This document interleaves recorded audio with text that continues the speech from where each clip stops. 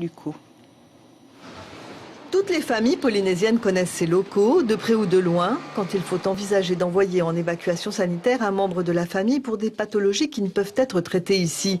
C'est si fréquent que c'est devenu un mot du langage courant, Evasan, avec son verbe evasaner.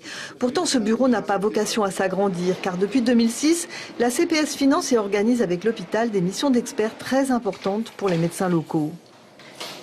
Un vrai partenariat public-privé qui se fait, et nos médecins à la fois du privé viennent voir un petit peu à l'hôpital ce qui se passe, et nos médecins du public ils sont intéressés par savoir les nouvelles techniques qui se passent en métropole ou en Nouvelle-Zélande d'ailleurs, ou ailleurs, qui se font.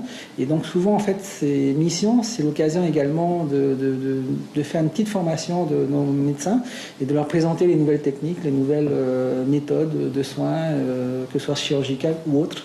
Merci. Leur champ d'action est illimité. Chirurgie orthopédique, cardiologie, urologie.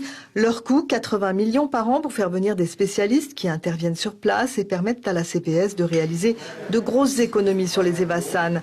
L'année dernière, 600 patients ont ainsi évité un voyage pénible. En 2016, ils seront plus nombreux encore.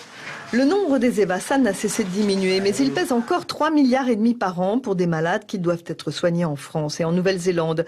Le cas le plus spectaculaire est celui de la greffe rénale qui est désormais effectuée à Tahiti. Depuis 2014, le nombre des Evasan est passé de 30 à 2. On a fait venir effectivement des professeurs de métropole pour montrer comment se fait une greffe rénale ici à nos praticiens, aussi bien d'ailleurs du public que du privé. Et ça a permis de faire des greffes sur le territoire, les premières greffes en 2014, en 2015. Il y a eu un accompagnement qui s'est fait également de métropole. Et là, cette année, donc on a quasiment une autonomie de nos médecins, chirurgiens pour pouvoir faire les greffes sur le territoire.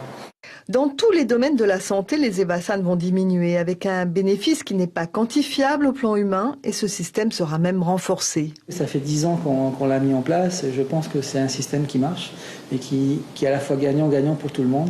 Et donc je ne vois pas pourquoi on ne le pérenniserait pas.